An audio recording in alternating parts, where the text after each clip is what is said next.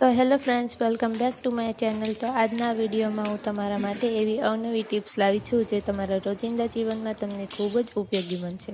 તો વિડીયોને સ્કીપ નહીં કરતા અને વિડીયોને એન્ડ સુધી બન્યા રહેજો। અને જો આ વિડીયો ગમે તો ચેનલને સબસ્ક્રાઈબ જરૂરથી કરતા જજો। તો ચાલો આજનો આ વિડીયો આપણે સ્ટાર્ટ કરીએ અને જોઈએ ટિપ નંબર 1। તો મારી નેક્સ્ટ ટીપ બંગડી માટેની છે। તો આપણે જે આ બંગડી છે એને તો સૌથી પહેલાં અહીંયા ખીલ્લી ઉપર અથવા તો જે આપણું રસોડું હોય છે ત્યાં આપણે આવી રીતે હેંગ કરીને રાખી દેવાની છે। તો આ જે બંગડી છે એને આવી રીતે મેં શા માટે લટકાડી છે, તો આવી રીતે આપણે જે બંગડી છે એની અંદર આપણે જે આપણે ચશ્મા હોય છે અથવા તો કાતર હોય છે એને આપણે આવી રીતે હેંગ કરી શકીએ છીએ। આપણે ત્યાં જે આપણા ચશ્મા છે એ મૂકી દઈએ તો આપણને ભૂલાઈ જાય છે, તો એના કારણે આપણા જે ચશ્મા છે એ જલ્દીથી મળતા નથી। તો આવી રીતે આપણે જે બંગડી છે એની ઉપર આપણે જે આ ચશ્મા છે એને આવી રીતે આપણે લગાવી દેવાના છે। તો આવું કરવાથી તમારા જે ચશ્મા છે એ એકદમ સચવાઈને રહેશે અને તમને જલ્દીથી મળી પણ જશે।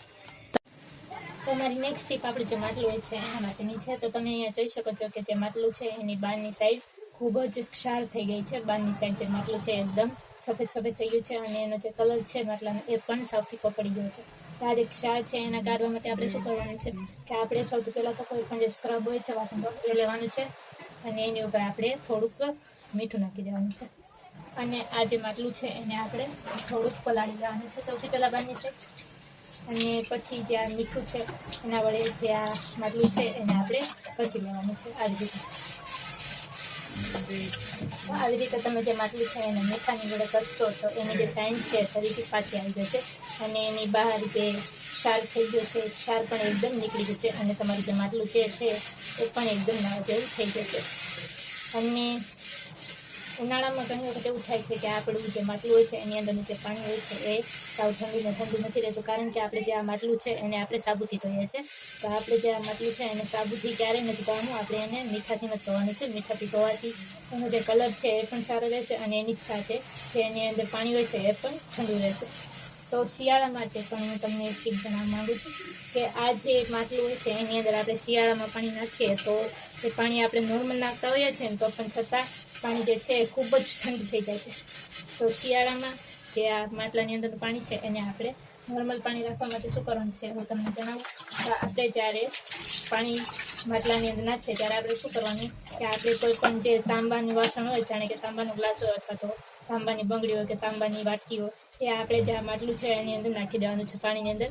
એવું કરવાથી શિયાળામાં માટલાની અંદર જે પાણી હોય છે એ નોર્મલ જ રહેશે, બહુ ઠંડુ નહીં થાય અને તમે જે માટલાની અંદર પાણી હોય છે શિયાળામાં પણ પી શકો છો। તો આ જે ટીપ છે તમને કેવી લાગી એ મને કોમેન્ટમાં જરૂરથી જણાવજો અને જે આ ટીપ છે તમને પસંદ આવી હોય તો ચેનલને સબસ્ક્રાઈબ જરૂરથી કરતા જજો। તો આની પછીની ટીપ આપણે જોઈએ।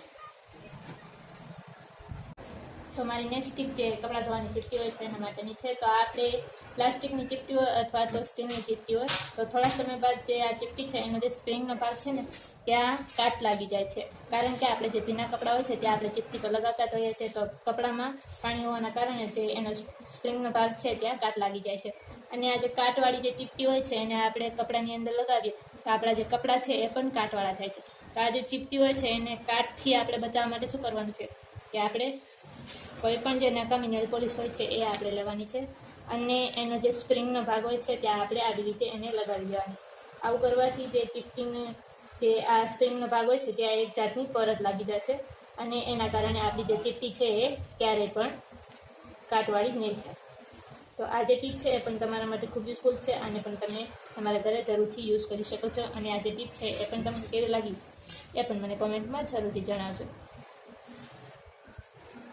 મોટા મરચાં જે છે એની માટે પણ આ ટીપ છે અને જે નાના મરચાં હોય છે પાતળા એના માટે પણ જે આ ટીપ છે એ છે। તો તમે અહીંયા જોઈ શકો છો કે આ જે મરચાં છે એ લીલામાંથી એકદમ લાલ થઈ ગયા છે। તો આપણે જે આ મરચાં છે એને લીલાને લીલા કઈ રીતે રાખવા એના માટે હું તમને એક ટીપ જણાવું। તો તમે અહીંયા જોઈ શકો છો કે આ જે મરચું છે એ પણ થોડું થોડું લાલ થવા લાગ્યું છે। તો આપણે શું કરવાનું છે કે આ જે મરચાં છે એને આવી રીતે આપણે ખુલ્લા નથી રાખી દેવાના। આપણે જે આ મરચાં હોય છે નાના હોય અથવા તો આ મોટા જે મરચાં હોય છે એને આપણે જે પાણી હોય છે ને એની અંદર જ આપણે રાખવાના છે। આ જે મરચાં હોય છે ને એને આપણે પાણીની અંદર રાખશું ને તો એનો જે કલર છે એ બદલાશે નહીં અને આ જે લીલા મરચાં છે એકદમ લીલા મરચાં જ રહેશે, એ ક્યારેય પણ લાલ નહીં થાય અને આને તમે યુઝ કરી શકશો। તો લાલ મરચાં થઈ જાય તો આપણે એને યુઝ નથી કરી શકતા. તો આવી રીતે લીલા મરચાં રહે તો આપણે એને યુઝ કરી શકીએ છીએ. તો હંમેશા આપણે જે લીલા મરચાં લાવીએ નાના મરચાં લાવીએ